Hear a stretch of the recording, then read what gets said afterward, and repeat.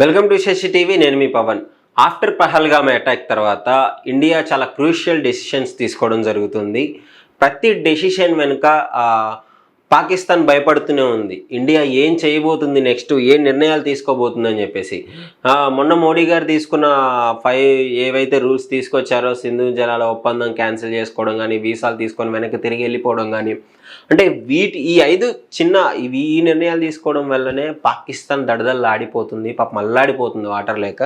So ఎందుకు అంటే, పాపమైన ఎందుకన్నానంటే అక్కడ ప్రజలు చాలా ఇబ్బంది పడుతున్నారు. వాళ్ళ రాజకీయ నాయకులు తీసుకున్న నిర్ణయాలు, వాళ్ళ ఆర్మీ తీసుకున్న నిర్ణయాలు, వాళ్ళ డెసిషన్స్ వల్ల అక్కడున్న ప్రజలు ఇబ్బంది పడుతున్నారు. సో అయినా కానీ ఆ పాక్ ఆర్మీకి అయితే ఇంకా బుద్ధి రావట్లేదు. అంటే ప్రతి దానికి ఇండియాని విమర్శిస్తూనే ఉంది. అంటే ఇంత జరిగిన తర్వాత కూడా ఆ నక్సలైట్ ఆ టెర్రరిస్టులతో సంబంధం ఉంది అని చెప్పేసి ఇంటెలిజెన్స్ వర్గాలు ఇన్ఫర్మేషన్ వచ్చిన తర్వాత ఈ డెసిషన్ తీసుకుంది. ఇండియా అంత ఈజీగా తీసుకోదు కదా. ఇన్నేళ్లలో 1960లో పెట్టుకున్న ఒప్పందాన్ని ఇప్పుడు క్యాన్సిల్ చేసుకుంది అంటే అంత ఈజీగా చేసుకోదు. మధ్యలో ఎన్నో వార్స్ జరిగాయి ఇద్దరికి, అయినా కానీ చేసుకోలేదు. మరి ఇప్పుడే ఎందుకు చేసుకుందంటే ఇంకా చూసి ఉపేక్షించే లాభం లేదు. ఈ పాకిస్తాన్ ఇంకా మారదు, వీళ్ళకి టెర్రరిస్టులకి సపోర్ట్ చేస్తూనే ఉంటుంది అని చెప్పేసి ఈ డెసిషన్స్ అయితే తీసుకోవడం జరిగింది. మళ్ళీ తర్వాత ఢిల్లీలో క్యాబినెట్ మీటింగ్, 4 కీలక అంశాలపైన మీటింగ్ పెట్టడము, 4 కీలక నిర్ణయాలు తీసుకోవడం అయితే జరుగుతుంది పిఎం మోడీ గారు. సో మోడీ గారు అసలు ఏం చేస్తున్నారు, ఏంటి, ఏ వేటిపైన మీటింగ్ పెడుతున్నారు అంటే, త్రివిధ దళాలు వస్తున్నాయి, సిడిఎస్ వస్తున్నారు, మన ఎన్ఎస్ఏ వాళ్ళు వస్తున్నారు, సో వీళ్ళందరూ ఇట్లా మీటింగ్ పెడుతున్నారు అని తెలిసి, పైగా మనకి మన ఆర్మీ ఆయుధాలు చూసి, మన దగ్గర ఉన్న ఆ ప్లేన్స్ చూసి ఆ విక్రాంత్ని అయితే అరేబియా సముద్రంలో పంపించారు. అంటే ఇవన్నీ పాకిస్తాన్కి ఎంత భయపెడుతున్నాయో వాళ్ళ మాటల్లోనే అర్థమవుతుంది. అంటే వాళ్ళు లోపల భయపడుతూ బయటికి వాళ్ళ సోషల్ మీడియాలలో, వాళ్ళ న్యూస్ ఛానళ్ళలో కానీ బయటికి ఏదో చెప్పడం జరుగుతుంది. ఒక యుద్ధం అంటే ఎలా ఉండాలి? సైనికుడు ముందుగా ఉండాలి, సైనికుడు ముందడిగేసి ఎదుటి దేశం మీద దండయాత్ర చేసే విధంగా ఉండాలి. కానీ పాకిస్తాన్లో అలా లేదు. ఎందుకంటే వాళ్ళ సైనికులకు కూడా తెలుసు ఏది నిజం, ఎవరు తప్పు చేశారు, అంటే ఎవరితో పెట్టుకోవాలి, ఎవరితో పెట్టుకోకూడదు అని వాళ్ళ సైన్యానికి తెలుసు. 4,000 మంది, దాదాపు 4,000 మంది రిజైన్ చేసి వెళ్ళిపోవడం జరిగింది, హాలిడేస్ తీసుకోవడం వెళ్ళడం జరిగింది. పాకిస్తాన్ గవర్నమెంట్కి దిక్కు లేక మళ్ళీ రిటైర్ అయిన వాళ్ళందరినీ పిలిపిస్తున్నారు వెనక్కి, ప్లీజ్ రండి మన దేశానికి మీ సహాయం. ఏంది, మీరు ఏమైనా ఎరగబొడుస్తున్నారా, ఏమైనా మంచి పనులు చేసినారా?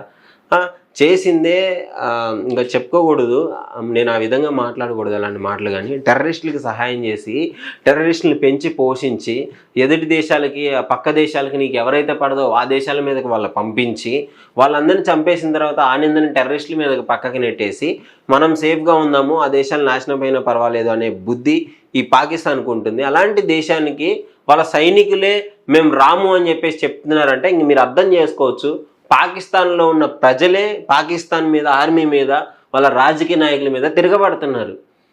ఎందుకు మీ వల్లే మాకు ఈ దుస్థితి అని చెప్పేసి. చుక్క నీరు లేదు పాపం వాళ్ళకి, మొత్తం ఎండిపోయింది, ప్రజలందరూ ఇబ్బంది పడుతున్నారు, తాగడానికి నీళ్ళు లేదు. 70% అక్కడ పంటలు పండేదానికి మన సింధు నది నుంచి వచ్చే జలాలు వాళ్ళకి ఆధారం. ఇప్పుడు ఆ నీళ్లు లేవు, అందరు ఇబ్బంది పడుతున్నారు, వాడుకోవడానికి లేవు. అందుకని చెప్పేసి పాకిస్తాన్ ఆర్మీలు కానీ వాళ్ళ వెహికల్స్, పోలీస్ వెహికల్ని మొత్తం డ్యామేజ్ చేయడం జరుగుతుంది, రోడ్డు మీదకి వచ్చి ధర్నాలు చేయడం జరుగుతుంది రైతులు. ఇన్ని జరుగుతున్నా కానీ పాకిస్తాన్కి అవన్నీ నచ్చదు. ఇండియా మీద ఎలా దాడి చేయాలి, ఇండియా మీద ఏం మాట్లాడాలి. పాకిస్తాన్ సమాచార కమిటీ ఆయన హెడ్ వచ్చి మాట్లాడతాడు, అసలు ఇండియా అంతా ఫాల్స్ ఎలిగేషన్ చేస్తుంది, ఇండియాకి ఏం తెలుసు, మాకు పాకిస్తాన్కి మేము ఉగ్రవాద బాధితులు అంటే. ఎంత కామెడీగా ఉందో చూడండి. పాకిస్తాన్ అంట టెర్రరిస్టుల దాడికి బలైన కంట్రీ అంట. అసలు పెంచేదే ఎక్కడ, పెరిగేదే ఎక్కడ, వాళ్ళే సపోర్ట్ చేస్తారు.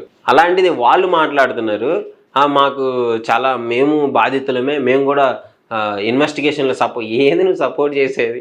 ఎక్కడో ఇండియాలో దాడి జరిగితే కాశ్మీర్లో, అక్కడ నుంచి వాళ్ళు సపోర్ట్ చేస్తారంట, పైగా ఇండివిజువల్గా అంట. మళ్ళీ లోనకి ఇంత భయపడుతూ పైకి ఇలాంటి ముచ్చట్లు చెప్తున్నారు. పాకిస్తాన్ మరి ఆమె ఎవరో, వాళ్ళ కూతురు ఎవరో మాట్లాడుతుంది, పాకిస్తాన్ మీద దాడి చేయాలంటే 10 సార్లు ఆలోచించాలి అంట. ఒక్కసారి గట్టిగా నిర్ణయం తీసుకుంటే ఆ కంట్రీ మ్యాప్లో కనపడదు. ఇండియా ఎందుకు ఆగుతుందో ఒక్కసారి అర్థం చేసుకోండి. మీకు తెలియక కాదు, మీకు తెలుసు ఇండియా ఏం చేయగలదో తెలుసు, ఇండియాతో పెట్టుకుంటే ఏమవుతుందో కూడా తెలుసు. ఇన్ని తెలిసినా కానీ మళ్ళీ ఎందుకు పైకి మేకపోతే గాంభీర్యాలు? భయం ఉందని ఒప్పుకోవచ్చు కదా. సో యుద్ధం ఎందుకు వెనకడికి వేయచ్చు కదా. మీ ఆర్మీ చీఫే భయపడి వాళ్ళ ఫ్యామిలీని బయటికి పంపించుకున్నాడు. యుద్ధం ఎందుకు అనే విధంగా మాట్లాడదలుచుకున్నాడు. అలాంటిది మీరెందుకు మధ్యలో వచ్చి ఇలాంటి మాటలు? పొలిటీషియన్స్కి ఏం తెలుసు బొక్క? ఏం తెలియదు వాళ్ళకి, ఏదో వచ్చి నోటికి వచ్చినట్టు మాట్లాడతారు. పైగా మెజారిటీగా పాక్లో అయితే నాకు తెలిసి ఆర్మీ నిర్ణయాలే ఎక్కువగా చెల్లుతాయి. అలాంటిది ఇప్పుడు పొలిటీషియన్లు బయటకు వచ్చి రెచ్చిపోతున్నారు మరి వాళ్ళు ఇష్టం వచ్చినట్టు. చూసుకోవాలి పాకిస్తాన్ ఆర్మీ కూడా. రేపొద్దున ఇండియాకి తిక్కరేగి కనుక మీ దేశం మీద పడితే మాత్రం ఇంకా అర్థం చేసుకోండి, పాకిస్తాన్లో ఒక్క సైనికుడు కూడా ఉండడు. సో ఇష్టం వచ్చినట్టు మాట్లాడకూడదు. టెర్రరిస్టులను పెంచి పోషించింది మీరు, టెర్రరిస్టులకు సపోర్ట్ చేసేది మీరు. ఆ పాకిస్తాన్ ఆ కాశ్మీర్లో పహల్గామ్లో ఏదైతే దాడి జరిగిందో అంతమంది చనిపోతే దాని గురించి మాట్లాడకుండా ఈ ఇండియా పాకిస్తాన్ యుద్ధాల గురించి మాట్లాడుతున్నారు. టెర్రరిస్టులు మాకు సంబంధం లేదన్నట్టు మాట్లాడుతున్నారు. సో చూసుకోండి, ఇది దాని గురించే మోడీ గారు అయితే మీటింగ్ పెట్టడం జరిగింది. ప్రతి అంశాలపైన మాట్లాడడం జరుగుతుంది. సో క్యాబినెట్ మీటింగ్, రాజకీయ వ్యవహార పైన కానీ, ఆ బడ్జెట్ సమావేశాలకు, ఎందుకంటే యుద్ధం అంటే అంత ఈజీగా అయిపోయేది కాదు. ఏ కంట్రీకి, ఎంత పెద్ద కంట్రీకి అయినా చాలా లాస్ ఉంటుంది. సో ఫినాన్షియల్గా చాలా కోల్పోవాల్సి వస్తుంది. సో చాలా సైనికులను కోల్పోవాల్సి వస్తుంది. సో ఇండియా కూడా దాని గురించి క్లియర్గా ఆలోచిస్తుంది. మరి ఎంత బడ్జెట్ అవుతుంది, ఆ యుద్ధ విమానాలు కావచ్చు, యుద్ధ ట్యాంకర్లు కావచ్చు, వీటన్నిటిపైన సమావేశం వేసి మోడీ గారు అయితే కీలక నిర్ణయాలు అయితే తీసుకోవడం జరుగుతుంది. వాళ్ళే చెప్పడం జరుగుతుంది, 24 నుంచి 36 గంటల్లోపు పాకిస్తాన్ మీద యుద్ధం చేసే అవకాశం ఉంది అని మాకైతే తెలుస్తుంది. సో ఇది పరిస్థితి అని చెప్పేసి వాళ్ళు ఇండైరెక్ట్గా అడుక్కుంటున్నారు, మాకు సంబంధం లేదు, మమ్మల్ని వదిలేయండి మారు అని చెప్పేసి. సో లేదు అనుకున్నప్పుడు క్లియర్గా మీరు ప్రూవ్ చేసుకోవాలి. మళ్ళీ పక్క కంట్రీలతో అందరి దగ్గరికి పోయి మాకు సహాయం చేయండి, మాకు యుద్ధానికి సహాయం చేయండి అని ఎందుకు అడుగుతున్నారు? అడిగేదేదో మమ్మల్ని అడుక్కోవచ్చు కదా. ఇండియా గవర్నమెంట్కి మీరు క్లియర్గా చెప్పుకోవచ్చు కదా, మాకు సంబంధం లేదు, మీరు ఎందుకు మమ్మల్ని అనుమానిస్తున్నారు, మేము ఎలా ప్రూవ్ చేసుకోవాలి, ఈ విధంగా మాట్లాడాలి. కానీ పక్క కంట్రీలకు పోయి మాకు విమానాలు కావాలి, మాకు ఆయుధాలు కావాలి, పైగా పాకిస్తాన్ గత 2-3 రోజుల నుంచి మిసైల్ పరీక్షలు చేస్తుంది, ఎందుకు ఇవన్నీ? మరి భయపడితే భయపడాలా, లేదంటే బయటికి చెప్పుకోవాలి. అంతేగాని ముసుగులో గుద్దులాటలు అయితే పాకిస్తాన్కి బాగా అలవాటు అయిపోయింది. సో లిటరలీ నేను మొన్న కూడా చెప్పాను, మన స్టేట్ ఎంతమంది, స్టేట్ జనాభా ఎంతమంది ఉన్నారో పాకిస్తాన్ కంట్రీ జనాభా అంతమంది ఉంటుంది. ఒక స్టేట్, ఒక యూపీలో 25 కోట్ల మంది. అలాంటిది ఒక స్టేట్తో ఈక్వల్ ఉన్న పాకిస్తాన్ ఇండియా ఎందుకు ఆలోచిస్తుందంటే శాంతి గురించి ఆలోచిస్తుంది. అనవసరంగా యుద్ధం జరిగితే మన సైనికులు కూడా ఎంతో కొంత నష్టం కోల్పోవాల్సి వస్తుంది అని చెప్పేసి ఆలోచిస్తుంది.